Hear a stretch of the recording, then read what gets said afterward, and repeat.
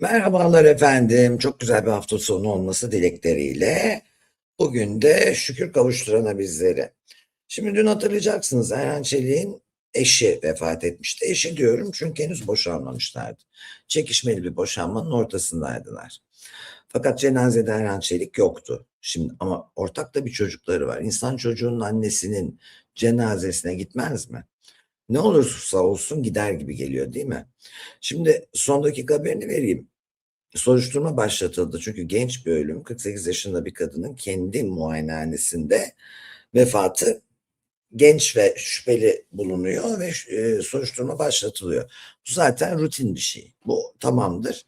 Cenazeden bir görüntü vereceğim. Sonra neden Erhan Çelik yok hafızaları tazeleyeceğim.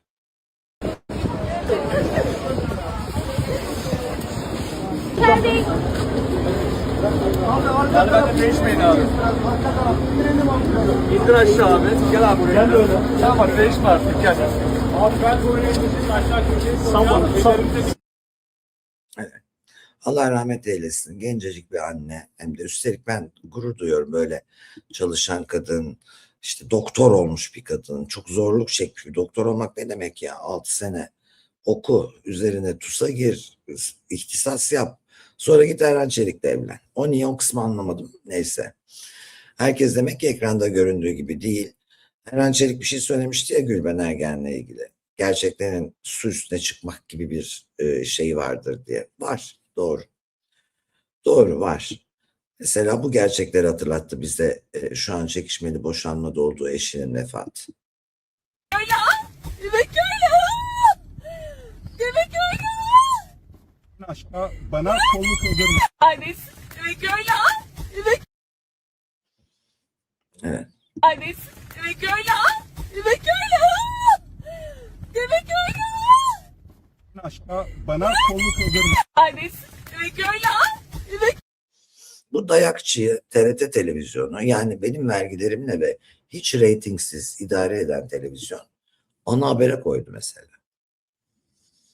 Bakmayın siz, öyle çok şöhretli erkek var. Bazı sabah sunucuları vardı haberlerde, bayıldığınız çakır gözlü filan. Onlar da severdi kadınları taciz etmeyi, fiziksel ve şiddet dozunda. Duyardık, bilirdik, görürdük. Hikayeleri vardır meşhur. Yani her şey dışarıdan göründüğünüz gibi değil. Ama bu işte çocuğunun anası. Sen bakıyorsun dışarıdan, vay be adam diyorsun, TRT1 Türkiye'nin devlet kanalının ana haberinin sunucusu. Aa, sana. Yani ne milletvekilinden hayır var buranın, ne kanalının ana haber sunucusundan. Ve bu kadıncağız şu anda 49 yaşında hayatını kaybetti. Üstelik pırıl pırıl kendini yetiştirmiş bir doktor kadın. Kadın mı suçlu, kadın mı? Fark etmez, dövemezsin kardeşim.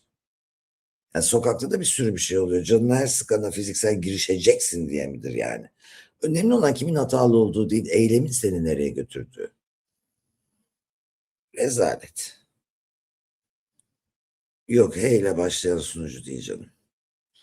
Şimdi Doğuş'a üzüldüm. Biliyorsunuz onun zaten sıkıntılı bir hikayesi var. Aile hikayesi, evladı, maddi durumu. Bayağı bir konu olmuştu bir süre. Evlendi, durumu düzeltti. Hayata yeniden tutunmaya çalışırken o da gencecik yaşta. Şu anda ciddi bir problem yaşıyor. Hastaneye kaldırıldı ve vücuduna biyopsi yapılmış. Onunki gerçek bir dram. Bir verelim bakalım. Benim değerli takipçilerim, sizleri çok seviyorum. Dualarınızı benden esirgemeyin. Apandis diye geldiğim hastanede apandisin tam arkasında kitle çıktı. Patoloji sonuçlarını 2 hafta sonra alacağız ama en kısa zamanda yine sizlerle buluşacağız. Dualarınızı benden esirgemeyin. Ben çok iyiyim. Şimdi yine bana diyecekler ki aklını mı yitirdin, hata yaptın, çok özür diliyorum. Doğuş değil tabii ki buradaki kardeşimiz. Ben bu hataları yapıyorum ya, kendimi izlemediğimiz için. Tarık Mengüç tabii ki. Çok özür diliyorum Doğuş dediğim için. Tarık Mengüç, Tarık Mengüç. Bazen böyle ufak karışıklıklar yapabiliyorum. Sonuçta hani dünyanın sonu değil. Kendim takip etmediğim için kusuruma bakmayın. Tarık Mengüç'ün de çok zorlu bir hayatı oldu. Ben bir ara Uçan Kuş'ta çalıştım. oraya konuk olmuştu ve maddi sıkıntıları vardı falan. İşte hayatı düzelirken, bir şeylere tutunmaya çalışırken insan sağlığından oluyor. Peki ne yapacağız? Maddiyat kötü, aşk yok, yalnızsın, hayat gailesi, iş gücü sırtında, odur budur şudur. Lay lay lay lay lay. Moralimizi bozmayalım. Yaşasın yaşasın yaşasın mı olacak? Neslihan, az değilsin. Böyle mi olacak mesela? Hani yani hayat bizi yıpratıyor ve gerçekten bir şekilde kendine 3 tane sağlığı, sadece vücut sağlığın değil. Ne yapıyorsunuz kızlar? Ruh, akıl ve beden. 3 tane sağlığı korumayı başaramıyorsan maalesef gencecik yaşta başına bu işler geliyor. Başarmak da bir şey değil. Her şeyin sonu değil başarmak. Aslında her şeyin başlangıcı, başarıyı elde tutmak daha zor çünkü. Şimdi bir başarı hikayesine götüreceğim sizi. Sonra bizim çılgın milletvekilinin başına neler geldi anlatacağım da, alemci milletvekilinin. 2 şey çok dikkatimi çekti. Blok 3 hoşuma giden bir çocuk. Aslında böyle bir maçolluğu, hani rap dünyasının Müslüm Gürses'i olması, o ağır abi tavırları falan pek bana göre olmasa da Blok 3'te sevdiğim bir şey var. Birkaç röportajını dinledim. Diyor ki ne dediysem oldu, ne planladıysam oldu, ne için çalıştıysam oldu, günü gününe, saati saatine. Tam da istediğim gibi. Gel Şiretsu. Tam da öyle oldu diyor. Yaptım, çalıştım, planladım.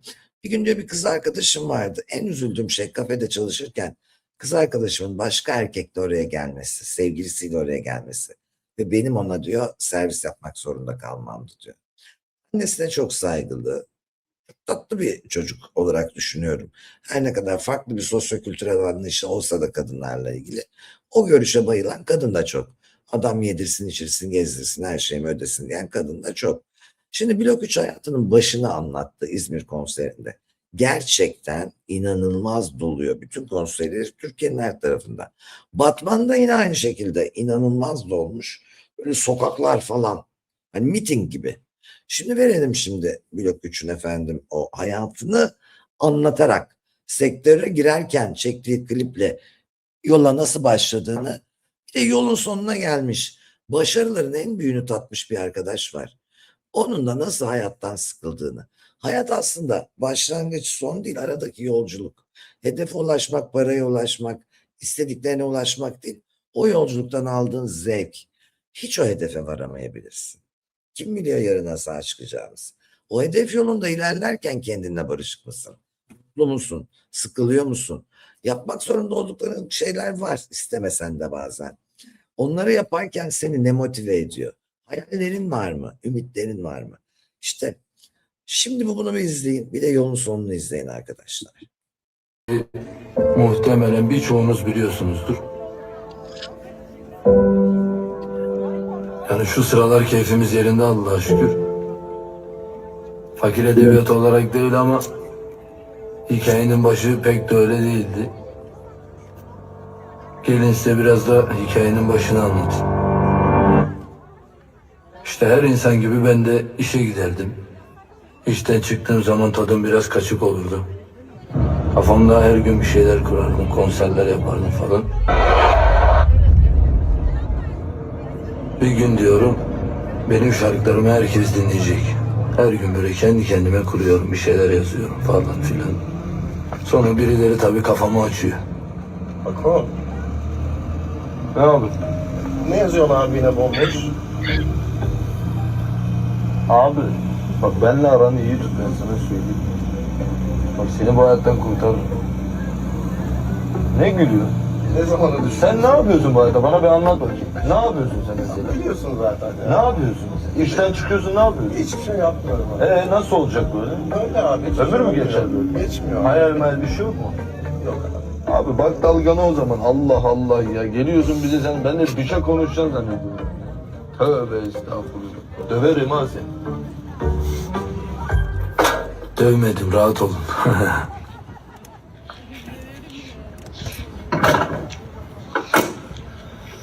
Selamünaleyküm. Aleykümselam. Hoş geldin oğlum. Hoş bulduk canım hanım. Ne haber? İyiyim. Sen nasılsın oğlum? Allah razı olsun. Ben de iyiyim. Al hanım sen bunu. Ben geçiyorum içeri çalışacağım. Ne çalışması, daha yeni gelmedin mi işte? Canım anam, benim işim bu. Hadi, seviyorum seni. Evet, böyle başlıyor her şey. Çocuk daha küçücükken kafasına planlar kuruyor, yazıyor, çiziyor, çalışıyor, öğreniyor. Kaç yaşında evleneceğine, kaç çocuk yapacağına kadar planlamış. Heyecanlı, hareketli, hatta bir ara biliyorsunuz çok çalışmaktan yatağa düştü yani. Çocuk istediğini elde ediyor ve daha yeni 24 yaşını kutladı. Bak, millet 24'ü çocuk zannediyor. Aslında ne istediğini bilen insan için 24 ciddi bir yaş. Çocuk her istediğini elde ediyor ama önemli olan bunu ne kadar tutabilecek, ne kadar keyif alacak. Serdar Ortaç'ı hatırlar mısınız? Tekti ya. Herkes Serdar Ortaç söyler. Herkes Serdar Ortaç dinler. Serdar Ortaç'ı sevmeyen yok. O zaman Reyna diye bir mekan vardı. 20 tane top modelle içeri girer. İşte ne bileyim, localar boşalır. Şarkıları çalar. Kendisi havalarda. Kraldı yani. İşte şimdi Serdar Ortaç. Hastalığını kastetmiyorum. Hastalığı da muhtemelen mutsuzluğundan mütevellit. Çünkü ruh sağlığının veya akıl sağlığının bozulması bizde hastalık yapıyor. Mutlu olamamak bizi hasta ediyor. Hedef koyamamak, yarın için ümitlerimizin olmaması. İşte Hako yolun başındaki, işte abisi yolun sonundaki. Bankalardan. Bu mesleği bırakmazsam Allah belanı. Çünkü eğer Bak, söylediği şey çok güzel. Kurtarın beni bankadan, vergiden. Mesleği bırakmazsam ne olayım diyor. yarın borçlarımı öde, kurtar beni vergilerden, bankalardan. Bu mesleği bırakmazsam Allah belanı. Çünkü eğer bırakmazsam zaten Allah canımı alacak. Ne zaman mutlu oldun diyeceksin. Hiç mutlu olduğumu da hatırlamıyorum. Yani en mutlu olduğum zamanda bile mutsuzluk bulurdum bir şey. Akıl sağlığım yok. Ruh sağlığım da yok. Birçok kişinin de yok. Daha ne gelecek başıma? Daha ne olacak? Özlem, ölmek istiyorum yarın. Yarın ölmek istiyorum. Bıktım, çok bıktım. Çok sıkıldım, yani artık zevk vermiyor. Eğlendirmiyor artık. Eskiden eğlendiriyordu. Hep yatıyorum, hep uyuyorum. Yataktan çıkmak istemiyorum yani, hep uyuyorum. Yorgunuz baba be. Mutsuz ve yorgunuz, boş ver. Şimdi burada kumarı bıraksa borcu biter filan diyenleriniz olmuş. Belki de güzel arkadaşlar. Bir saniye. Belki de böyle hissettiği için kumar oynadı. Bakın, her şey iki türlüdür. Belki de mutsuz, amaçsız, genç yaşta bütün hedeflerine erişmiş, her şey yerinde, para pul, kadın kız, şöhret, şan var. Tamam, tatminsin. Hayallerin yoksa, amacın yoksa, uğrunda çabalayacak bir şeyin yoksa, tamamsın. Belki de bu yüzden her şeyi riske attı ve kumar oynadı. İşte bunu bilemiyoruz. Hangisi hangisini tetikledi?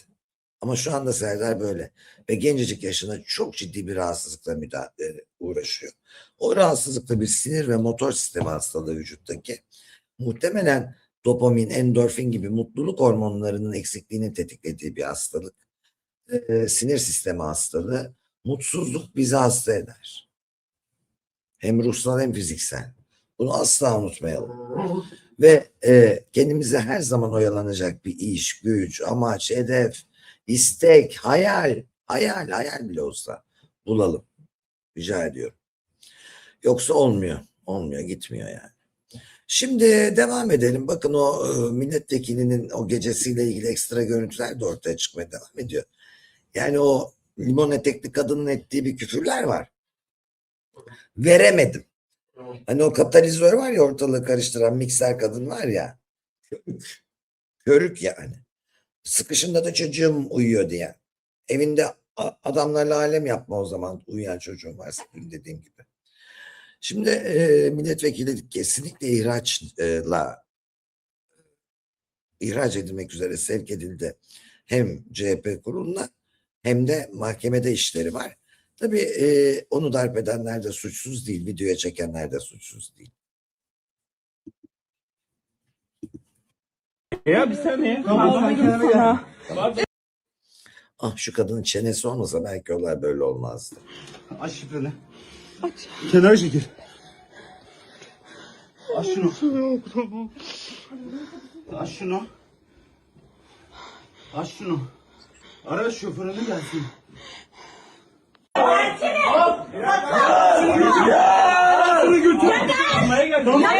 Emre çocuğum var içeride. Ya çocuğum var içeride. Ya yalvarırım. Önce vur. Al götür. Al götür. Al götür. Kalk. Kalk. Ayağını kesecek. Gidiyorum. Ben gidiyorum. Ben gidiyorum lan. Çocuk var içeride yalvarırım. Çocuğum var Emre, beni tanıyorsun Emre. Yalvarırım sana Emre. Emre beni biraz tanıyorsun. Emre beni birazcık tanıyorsun. Hemen tamam. Tamam lütfen arkadaşlar. Emre çocuğum var.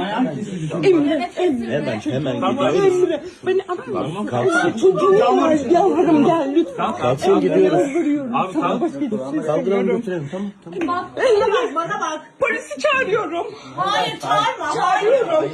Asla. Polisi çağırıyorum. Emre.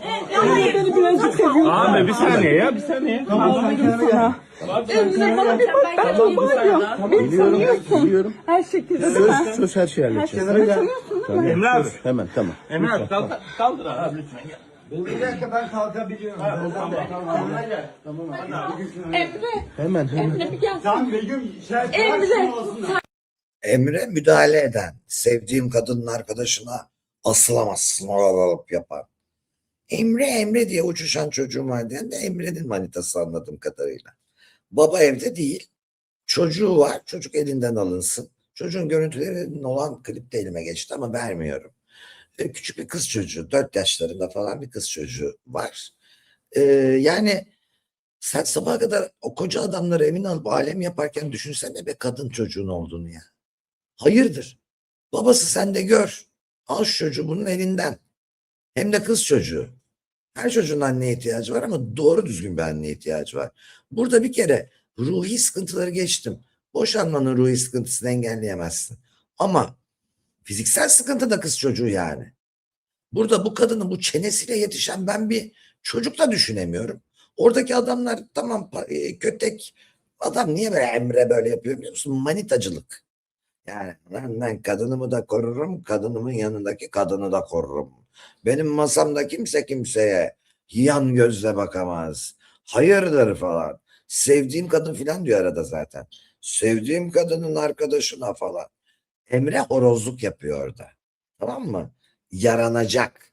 Vay be ne erkek diyecekler. Diğeri ispiyonculuk yapıyor, videoyu alıyor, o da suç. KVKK. Madem bir halt yiyorsunuz hep birlikte, bunu yemeyin bari. Ondan sonra öbürü de orada arada, ay bana böyle yapacağım dedi. Bir kere yapıp gideceğim dedi. Şöyle, fış fiştek. Yani böyle bir kadından kimse hayır gelmesi mümkün değil. Zaten şimdi bir insan, bakın ben de ayrıldım eşimden. Ama eşinden ayrılırken neden ayrıldığı iyi araştırın bir insan. Neden eşinden ayrılıyor oluyor iyi araştırın. Çünkü iyi bir erkeği de iyi bir kadını da kimse kolay kolay bırakmaz arkadaş. Kimse kolay kolay 40-50 yaşına kadar bekar da kalmaz. İnsanın doğasına aykırı bu. Bir kere bağlanmayı ve yuva kurmayı dener. O yüzden belli bir yaşa geldiyseniz iyi araştırın kim niye boşanmış. İki tarafta da suç vardı. Hayır olmayabilir. Bir tarafın suçu, herkesin kusuru var tabii. Herkes evde evlilik hayatında kusurlu olacak tabii. Ama bir affedilebilir kusurlar var. Bir affedilemeyen kusurlar var. Bunları iyi araştırın. Kadın da kusurluydu ama kadın da kaşınmasaydı ama bu da böyle yapmasa. Ya sen seçtiğin insan kadarsın. Sen seçtiğin insan kadarsın. Sen evlendikten sonra artık tek kişi yaşamıyorsun. 2 kişilik yaşıyorsun. Evlenmek o demek, bak biz bunu öğrenemiyoruz. Şimdi ben evliyim ama kocam yanımda değil. Ankara'da atıyorum. Ben Alaçatı'dayım. Burada da ben koca yok. Yansın geceler yapacak değilim.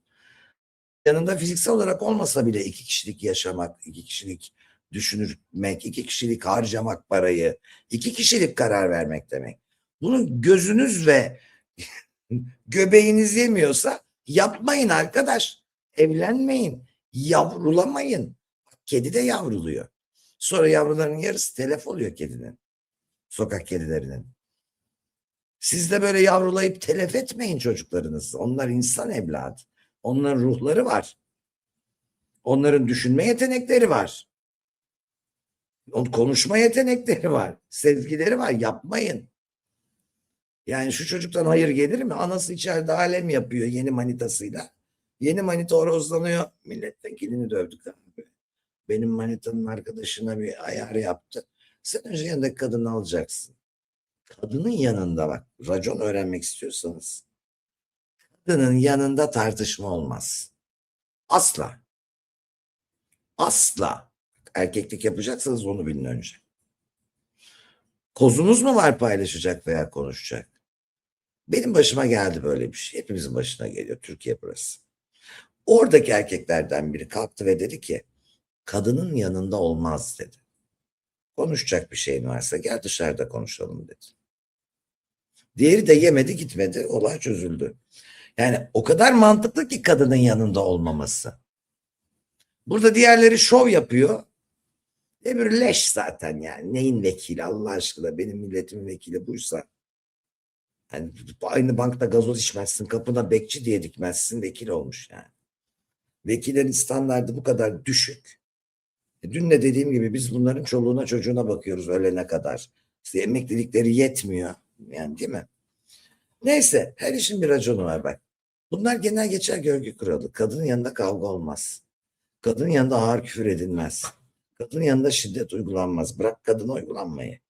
Şimdi burada kadının ettiği öyle bir küfürler var ki, yani bipleyemediğim için vermiyorum. Adamdan daha beter küfür ediyor. Adam küfür etmiyor Emre. Bu limon bahçesi olan dümdüz. O da 2 tekme atıyor yerdeki adama. Sonra dışarı çıkıyor. Bana da burada 2 tane diyor ya, herhalde adam içeride hırslandı. Yani yere yatmış adama 2 tekmeyi de o basıyor falan. Sonra benim evimdesiniz. Ya yükseltme bak. Testosteron tehlikeli bir hormon. Neden kadınlar böyle dövüşmüyor? Gerçi yeni yeni başladık biz de ama yüzdeye vurursan milyonda bir öyleyiz. Çünkü bizim testosteron hormonumuz kuvvetli değil. Kadınlara 14 gün boyunca testosteron hormonunu belli bir miktarda enjekte etmişler ve görmüşler ki empati yeteneği yitiriliyor. Yani adamların bir kere bir o hormonu ayağa kalktığı zaman şiddetle çıkıyor içlerinden. Hayvanlaşıyorlar yani açıkçası. Çünkü iradeleri hareketlerini kontrol edecek kadar kuvvetli kalamıyor. Kışkırtma kardeş. Kışkırtma. Kimin ne yediğine içtiğine dikkat et çocuğun varsa. Yani olacak iş değil abi. Bu vekil dediğin kişi, zaten bu kadını da geç. Testosteron. Testosteron değil de testosteron. Şimdi verelim bakalım adamın da durumu. Dur şunun devamını bir vereyim önce. Buyurun buraya. O vekil değil abi bu evde. Ne demek? Pardon. Bir şey söyleyeceğim. Pardon. Hadi rezil olsun. Pardon buyurun. Hayır o bu evde şu an Ben vekil değil. vekilim değil miyim? Buyurun. Tamam sıkıntı. Ben girmeyeyim diyemeyim. Lan utan yerin dibine gir yani. Şimdi burada başka bir şey yaşanıyor. Bunu da verelim. Vekili Ahmet Baran Yazgan hakkında sosyal medyada yayılan görüntülerin ardından dikkat çeken bir soruşturma başlatıldı. Ankara Cumhuriyet Başsavcılığı Yazgan hakkında cinsel taciz ve sarkıntılık düzeyinde kalan cinsel saldırı suçlarından resen soruşturma başlatıldığını duyurdu. Peki olayın arka planında ne var? Olay Edirne'de bir apartmanda yaşanan kavga ihbarıyla başladı. Polise ifade veren Yazgan, darp edildiğini, telefonunun gasp edildiğini ve görüntülerinin çekildiğini söyledi. Şikayeti üzerine 3 kişi gözaltına alındı. Limonluyu görüyor musun, limonluyu bak. Sonra da kadınım anayım.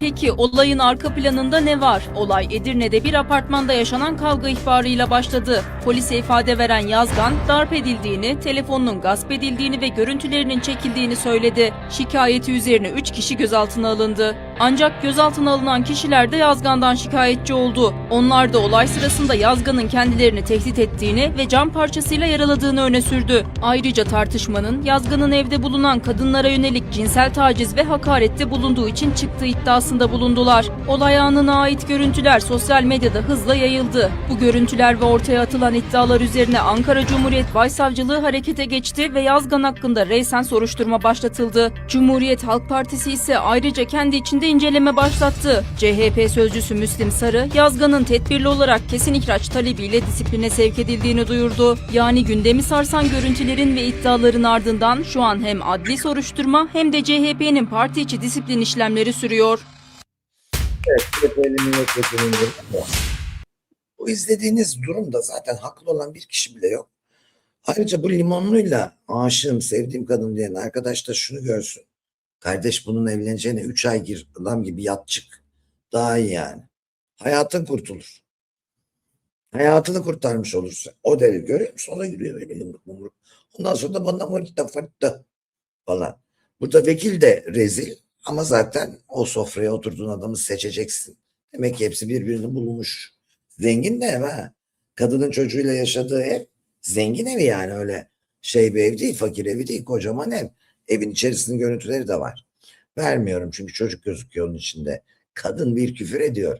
Akla hayale sığmaz filan. Onları vermiyoruz.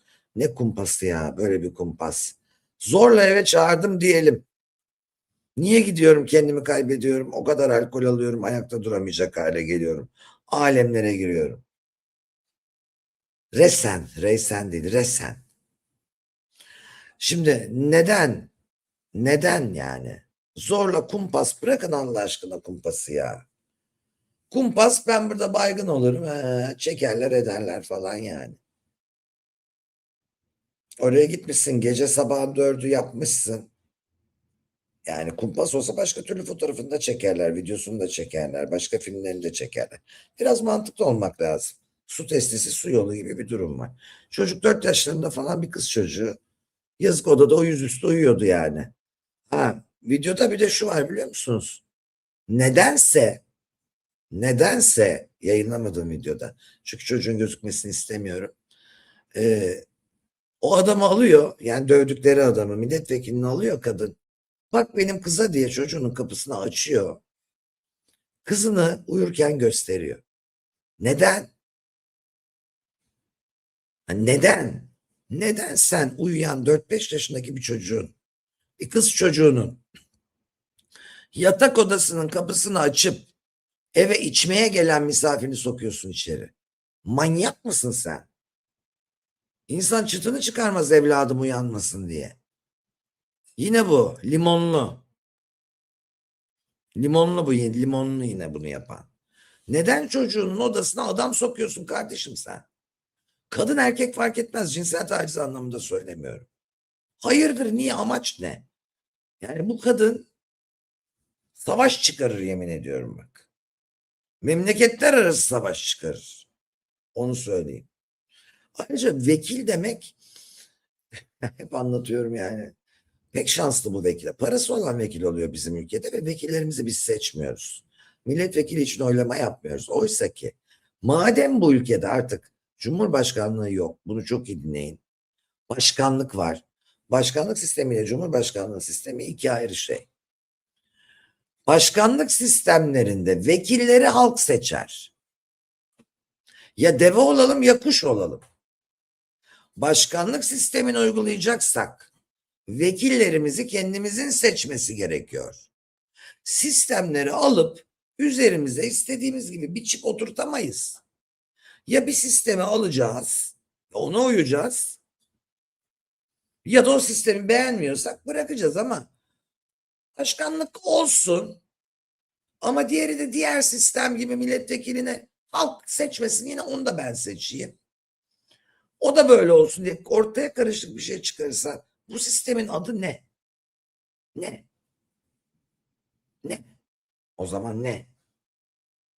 Yani anlatabiliyor muyum? O yüzden başkanlığımız varsa, bizim Cumhurbaşkanı değil devlet başkanımız varsa, senatörlerimize, gördüğünüz adam bir senatör, halk seçmeli. Madem o kadar yediriyoruz bırakın da biz seçelim. Yani ilkokul mezuniyeti nedir ya? Hayırdır? Yani evine yani şey alırken adam alırken bulaşık yıkasın diye millet üniversite mezuniyeti arar oldu. O kadar çok işsizlik var ki artık. Ayıp ya. Ayıp, ayıp. Bir tane sokaktan geçen eli yüzü temiz birini bulun da vekil yapın ya. Öyle birini bulun da politikaya sokun gözünü seveyim ya. Nedir bu çapulcuların hali? Sonradan görmeler. Anlamıyorum ben. Mesela bu Erdal Beşikçioğlu dışında söyleyecek birkaç cümlem var. Şimdi uyuşturucu kullandığı tespit edildi zaten yani yasaklı madde kullandı. O zaten oyunculuk günlerinden gelen bir alışkanlığı onun ünlü. Onun haricinde hadi o bizi ilgilendirmez diyelim ya da iş başındayken ilgilendirir tabii. Ama hadi diyelim çaldı çırptı mırptı iddiaları var ya ben şöyle bakıyorum. Sen başarılı bir tiyatrocusun abi sadece dizi oyuncusu değil. Tamam sempatiksin, liberalsin. Yok köpeği makamına oturtturuyorsun, kadrolu iş veriyorsun. Yok manifest konserinin önünde dans ediyorsun falan. Anladık bunlar sempatik hareketler. O da iyi. Onu da anladık. Peki neden politikaya giriyorsun sen? Neden giriyorsun? Neden başarılı bir oyuncu politikaya girer, sanatı bırakır verimli çağında? Hırsı olmayan bir adam bunu niye yapar? Niye bu batağa düşer? Eskiden hani sanatçılara burun kıvrılırdı ya. Şimdi milletvekillerine burun kıvırıyoruz belediye başkanlarına. Hangisi daha namuslu tartışmasına girecek olursak çünkü. Yani bir sıkıntı. Ya vallahi aşkına Mena ya emekli maaşına mı kaldı Erdal Beşikçioğlu yani ne saçmaladın ya. Adam mal varlığını görmedin galiba. Tarık Mengüç bu Didem de arkadan geliyor. Doğuş değil. Doğuş değil öğretmen. Doğuş değil Tarık Mengüç. Evet düzelttik Didem. Düzelttik canım benim. Bu ulvi hatayı düzelttik. Yoksa yer yarılırdı. Şimdi neyse. Çok da büyük geçmiş olsun bu arada Tarık Mengüç'e. İnşallah sonucu iyi çıkar. O da zor hayatı olan bir insan. Gerçekten kendiniz gibi düşünen, size zarar vermeyen, adam gibi adam ve bakın biz bu gruba girerken böyle internet sitesinde onayladığımız bir şey var. Üslup, konuşma tarzı, din, dil, ırk, siyaset, politika konuşmak yok. İşte üslubunu bozmak yok. Bunlarla uyacaksan gel dediğimiz bir entelektüel grubumuz var. Yılın 12 ayı. Hep söylüyorum, çok gurur duyuyorum bu grupla. Aylık 1.000 lira ücretli ama 30 gün boyunca Zoom var. Dün serbest gündü Cuma günü. Kendini tanıma, Go Deeper diye bir Amerikan oyunu var. Onu oynadık. Yani çok ilginç sorular olan şöyle koca destelerce bir kağıtta herkes birini seçip bir soru soruyor. Dün boş günümüz olduğu için onu yaptık ama felsefe, mitoloji, psikoloji, kitap kulübü, aklınıza gelebilecek her şey.